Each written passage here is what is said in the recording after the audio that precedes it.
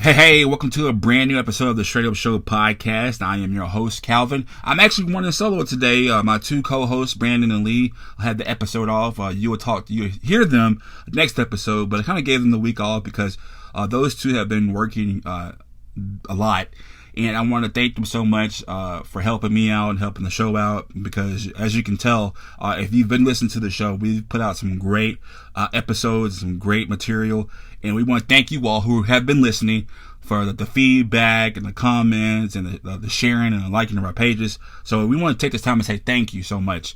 And I think these two probably would want me to do the show anyway because I want to talk about protesting in sports. As you know, people have made monumental changes because they're protesting after the death of George Floyd. And his death is kind of like the straw that broke the camel's back, and people really want to see change. They're tired of just getting it a little bit of change. They want to see massive change happen, and it's from government policies to different laws, and now it's going to sports. And some people aren't happy, especially the fans in NASCAR, who have seen that NASCAR has decided to ban the use of the Confederate flag, whether it's clothing, flags, or whatever. They don't want that image in the NASCAR stadiums at all. And a lot of fans are not happy about this. Some drivers are actually petitioning to protest their own rights to actually have the flag at NASCAR. But I know some athletes, especially in football, are protesting as well. I've seen some athletes protesting along with the other protesters, especially in California with Russell Westbrook, and a lot of people have been protesting. I know that one quarterback in New Orleans, he has got a lot of flack for what he said about the protest of the flag, especially when it involved Mr. Colin Kaepernick. We all know what happened. Colin Kaepernick kind of got blackballed from the NFL for protesting by taking a knee during the national anthem. That raised a lot of flags. A lot of people, they didn't like that, and it kind of got him banned from the NFL. Now that all this has happened, Commissioner Roger Goodell has came out and said that he was wrong about the flag and when it kneeled, and Drew Brees himself came back and had a change of heart too. So we want to talk about these athletes who were protesting, and should protesting be allowed in sports? I know that I've seen one particular athlete who was about to go to college, was committed to a D1 school, but he says, you know what, I'm going to take my talents to an HBCU because I want to feel prideful. So we're going to talk about that. My guest today is going to help me with this. We're going to talk about how athletes should protest and if it's okay to protest in sports. And he is a big Drew Brees fan, and I want to get his thoughts about what Drew Brees said. And we want to know, could there be change in these sports if athletes decide to protest? We're going to find out next. Stay tuned. Tranquility Base here. The Eagle has landed.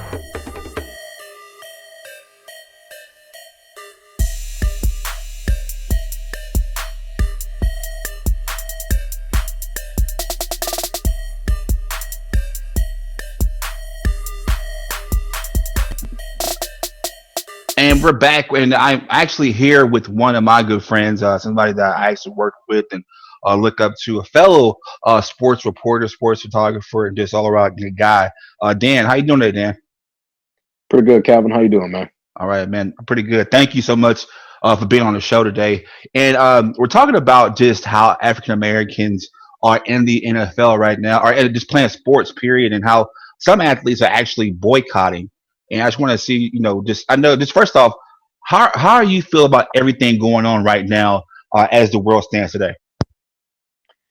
In terms of athletes speaking their mind, it makes my job a lot easier because it gives me content. But just as a human being, I love it when people speak their mind and exercise their First Amendment rights and become a part of the conversation. So while it is a volatile time in our country, more involvement from the public is better than less involvement because you have inputs from perspectives that normally would be silenced in previous decades. But, you have several athletes starting to lead the conversation. And I think that's a positive step to moving our society forward. Okay. And then, so you are a fellow Louisianian, or I don't know what we call ourselves, but and just if you don't mind, I don't know how appropriate this is, but can you just tell us what do you identify as, like, especially ethnically? I identify as a black man. Both my parents are black. I like to joke that I am melanin deficient or extremely light skinned. I sunburn easily, so I think that I can tell you my skin tone. But my dad, he is looking at him. He's a black man living in America that faces the same struggles that most face. But he's also, I guess, more of a lighter skin variety. So he has his own challenges of facing his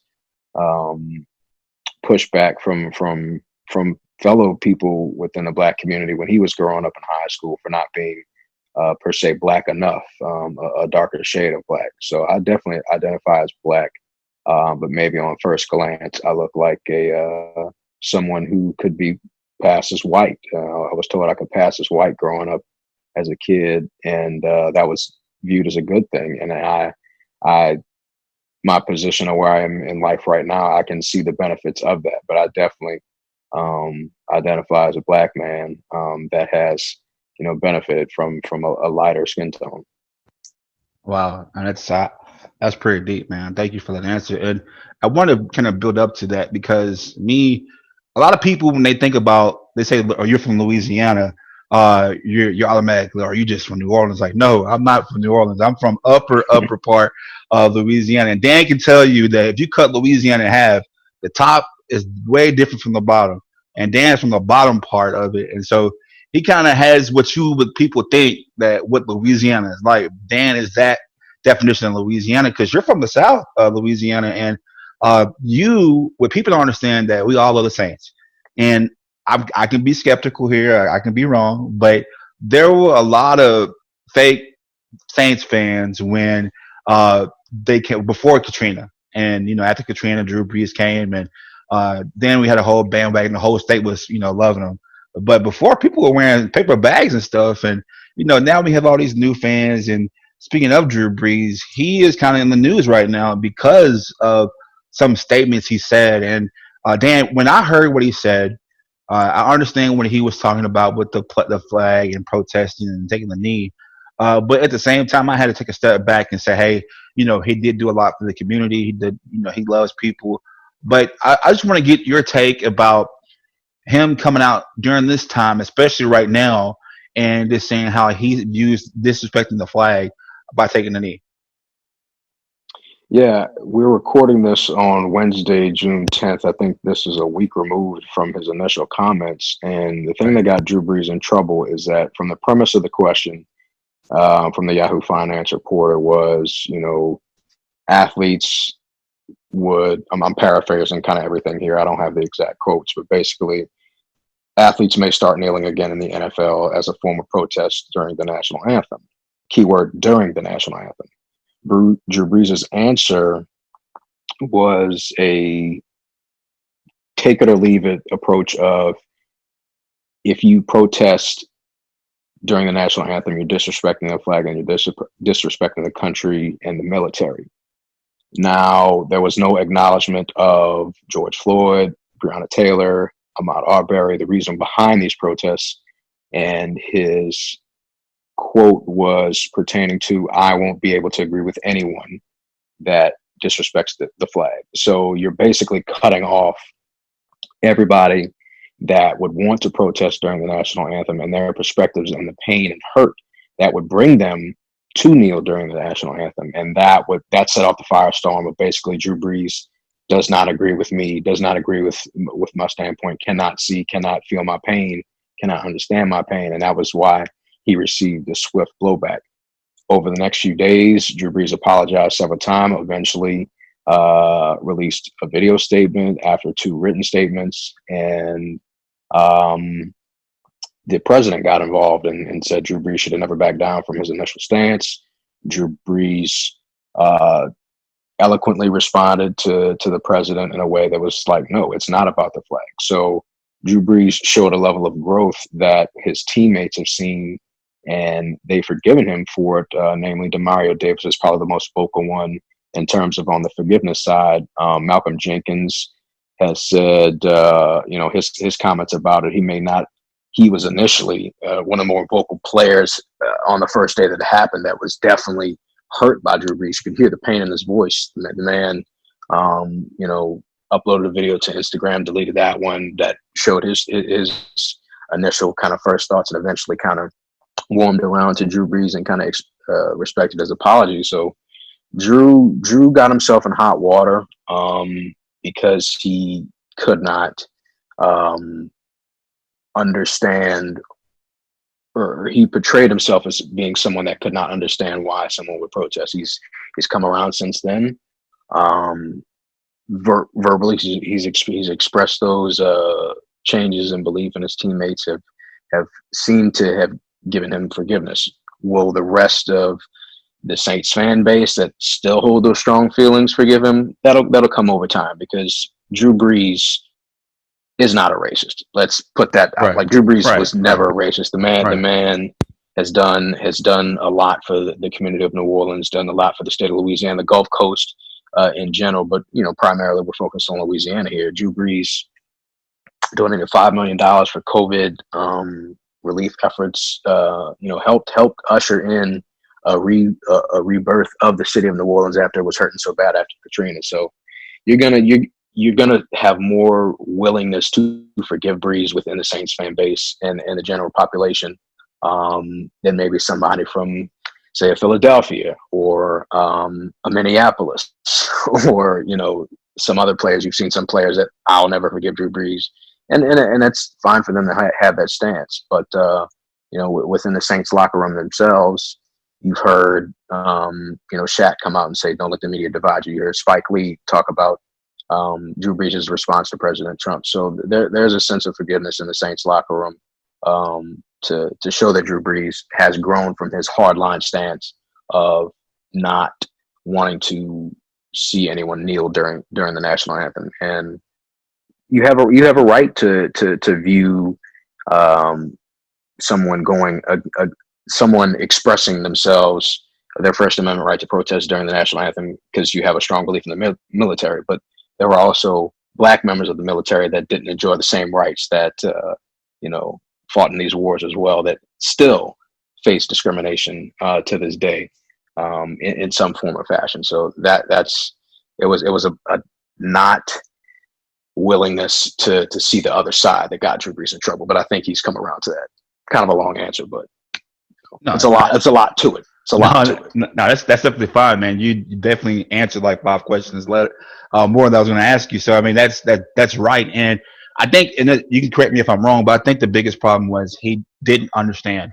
And then within like 48 hours, he was able to talk to people and see the frustration, like you said, and kind of go around. And I think that especially people, even in the NFL, not just in Louisiana, I mean, we have people who really don't know. I mean, even at my real job, I have people, of different ethnicities who do not understand what people go through.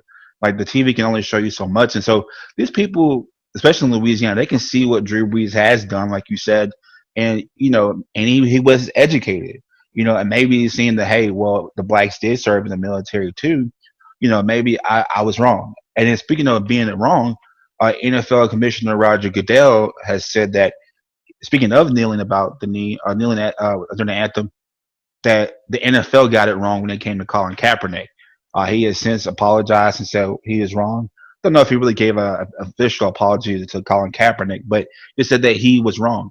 So a lot of people are asking now, should we give Colin Kaepernick just an automatic pass to join the NFL or get an automatic sign to the NFL? I want to get your perspective about, Roger Goodell now apologizing, and should everybody saying that Cap needs to have a job right now? What do you think?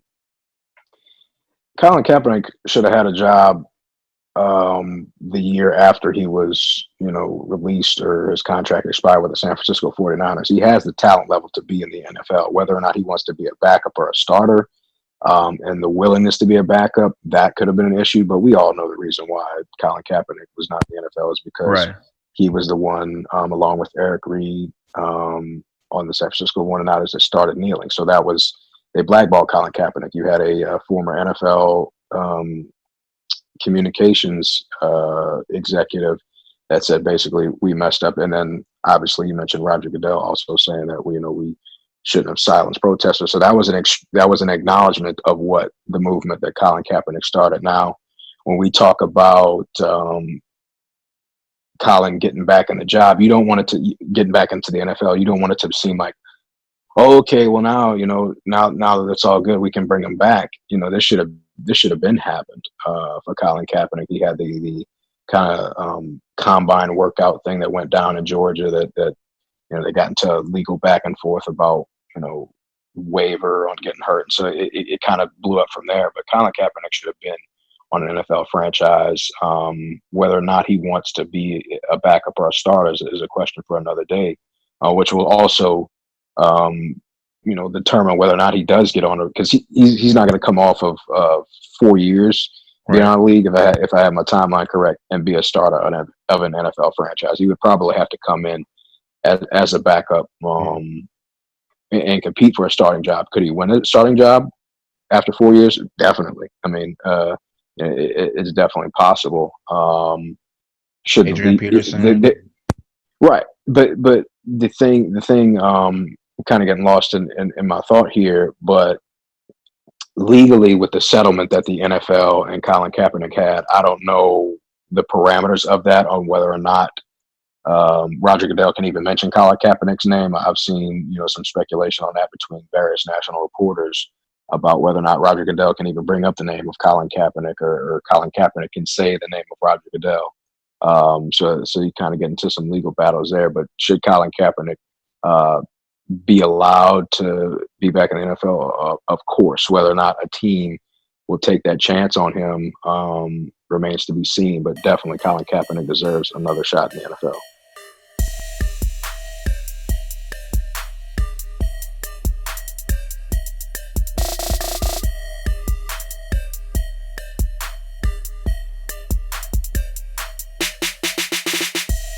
All right, so we still have Dan with us today. Daniel, I want to thank you so much for just joining us.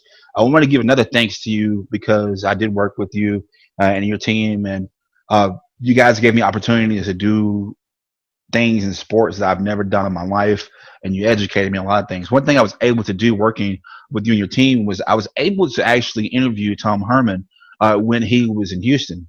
And I think I was that same day I was Baker Mayfield and Tom Hermin, and I was like, man, I was interviewing Tom Hermin, and just to see how he turned the community around in Houston, especially with the Cougars.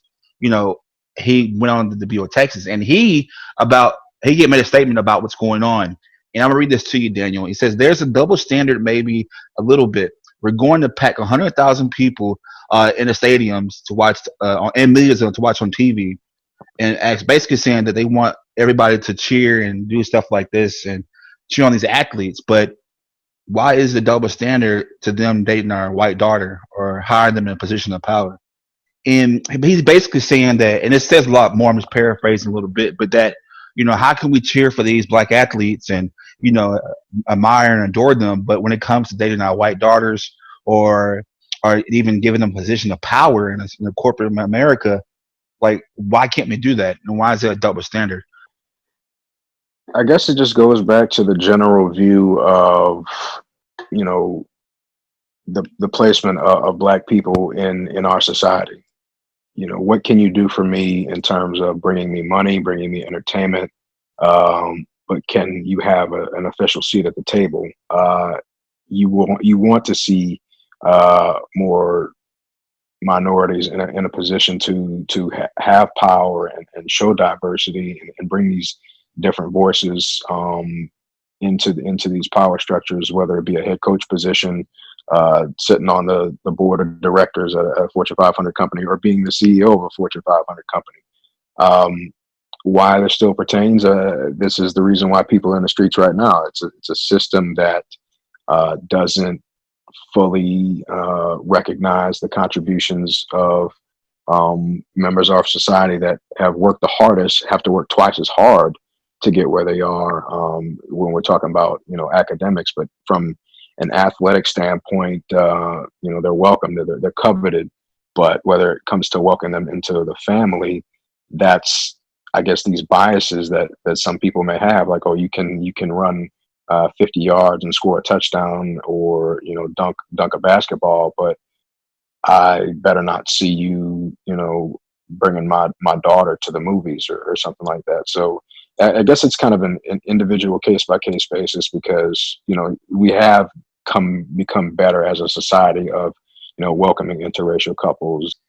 It's something that, we've become better at, but it's definitely something Tom Hermin is onto something on that. Like he is someone that recognizes the problem of, athletes being accepted in one way, but not being accepted in another way. So that's definitely something that does exist on about if someone can be in a position of power or, be a member of a family of a different race. So Coach Tom Hermin definitely is open and wise to what's going on. And he is, because me and you talked about this pre-show, but there was an athlete that that was from our area locally, and he went on to play at LSU. A great guy. I'm pretty sure you've interviewed him before. I interviewed him before, but just even him coming back home, he wasn't performing the best way for people that loved LSU. And of course, we all know in Louisiana, LSU fans are probably some of the craziest fans ever. But he was performing. It wasn't doing great. Probably was the system. I blame it, but he had to hide his face coming back home, and he couldn't even go places and hide out.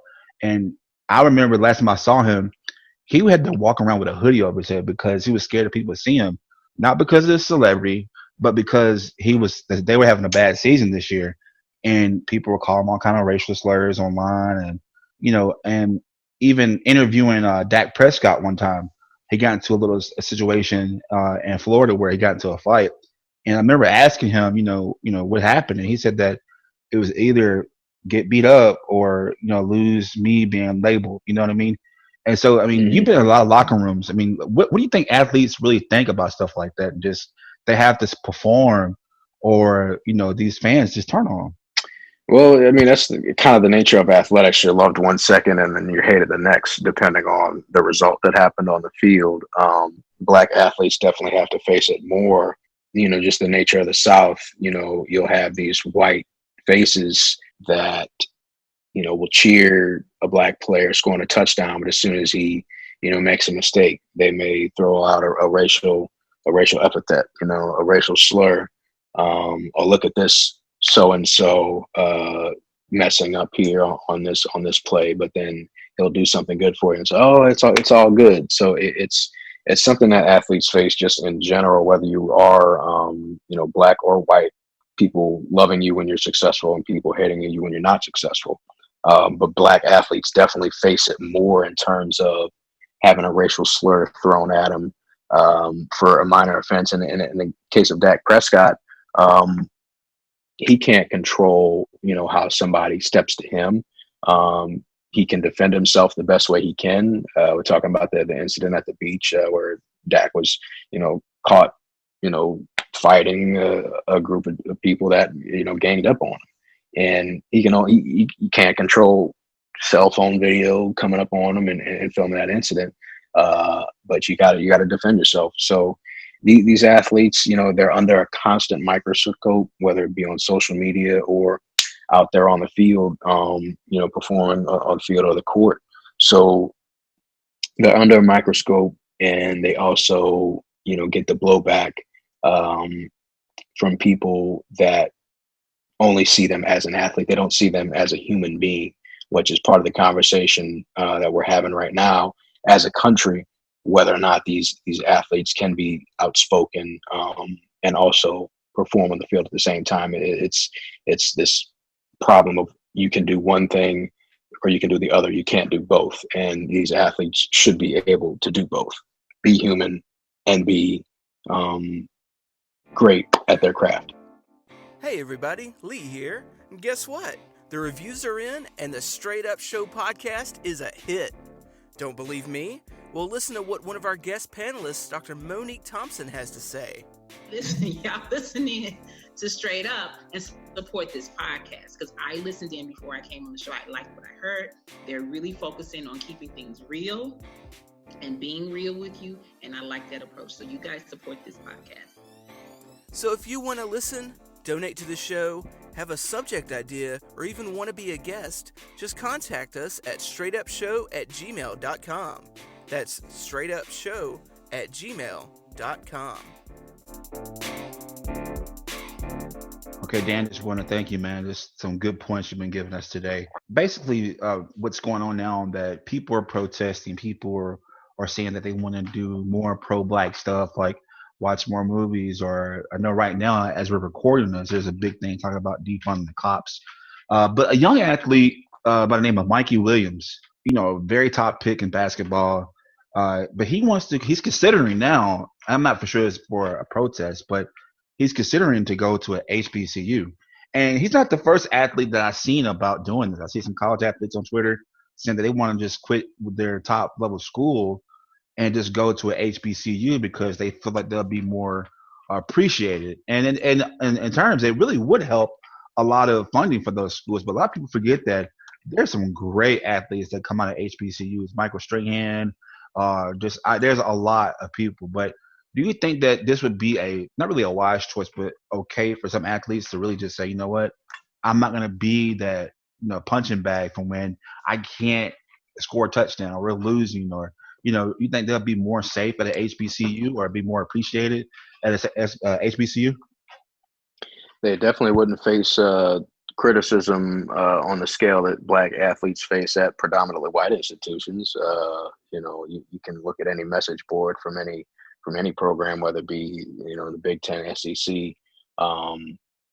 Some disparaging remarks are made about black athletes from some of these white quote unquote fans. It would be a positive step. I mean, it comes down to what the kid wants to do. Like, do you want to go to a school that is going to help educate you, or are you trying to be a one and done? It's basically what college best serves what you want to do. Are you focused on your education?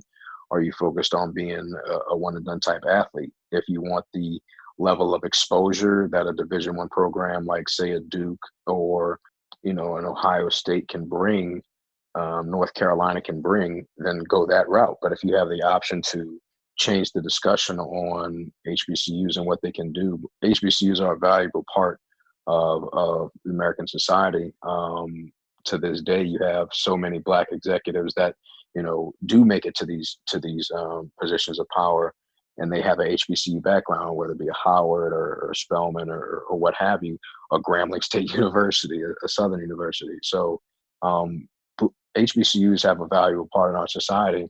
And the athletic side, Grambling has a number of Hall of Famers because that's the only place where black athletes could go because of segregation back in the 50s and 60s.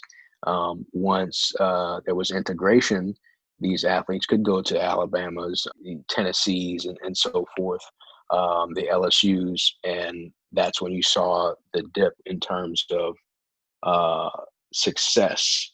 The number of athletes coming from HBCUs, the number that would go on to succeed at higher levels. So for Mikey decides to go to HBCU, if it benefits him, he'll definitely be a trendsetter in terms of being that first guy with such high grades on his athletic skills in recent memory to go that route. But it's basically what is he looking to do? If he wants more exposure from, I guess, a national standpoint, he could go to a Duke or a North Carolina. But if he wants to kind of be some national exposure on whatever HBCU institution he decides to go to, he can go that route as well. You can succeed at a HBCU and make it to the next level. You're not going to get the same level of conference competition, say, that you would get into the ACC as opposed to the SWAC or the MEAC.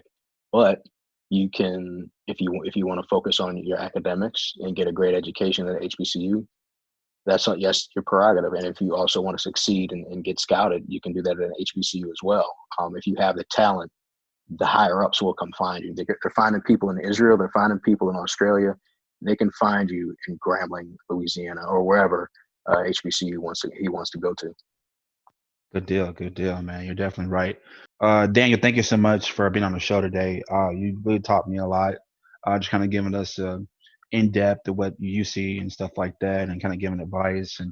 But if you had one message to give to those, especially those athletes that you see almost on a daily basis, especially those black athletes, what's going on? I mean, how can they contribute?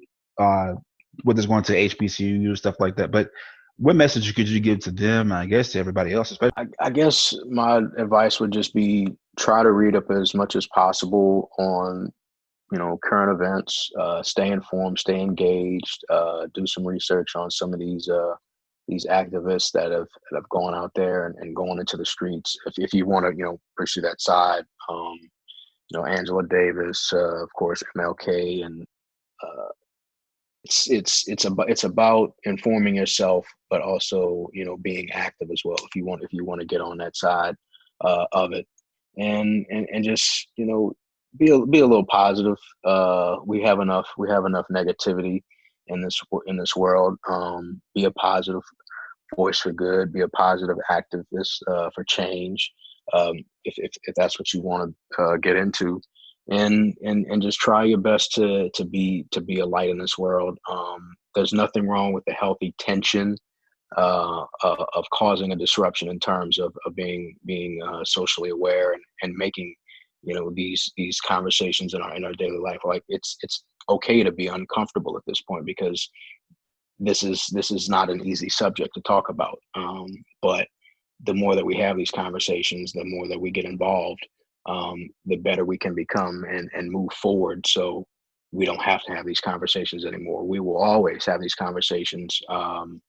It's just the nature of America, but we can get to a better place and hopefully come out on the better side of this moment in our nation's history. All right. Thank you, man, for telling me that. And I want to say, because from journalist to journalist, man, I want to thank you so much for going out there and telling these athletes stories that most people won't be able to hear, because people don't want to really admit it, but it's people like you, people like your team, that when you write stories about them, or it helps them get noticed. So even though the people are saying fake news, as a journalist, I appreciate you working, and what you do, man. And I know that I looked up to you and you helped me out a lot. So I want to give my gratitude and thanks to you, man. So thank you so much for everything you've done, and thank you for being on the show today.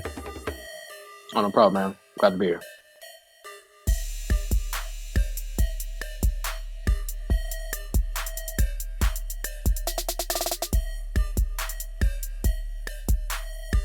Man, big thanks for Dan coming on the show today and helping me out.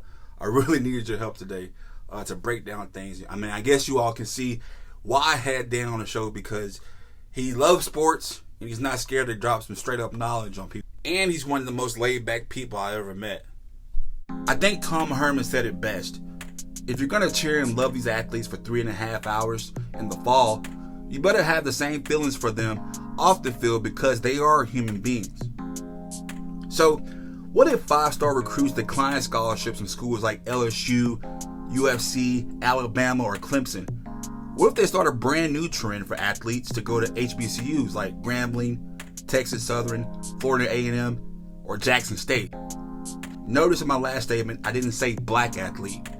Simply, athlete. Maybe these schools deserve a spotlight. A huge spotlight that has not been around since 1968, when Grambling and Morgan State packed out Yankee Stadium. Hell, I want to see a HBCU win a national championship. I'll even settle for a college playoff spot. But once again, settling is why people are protesting right now.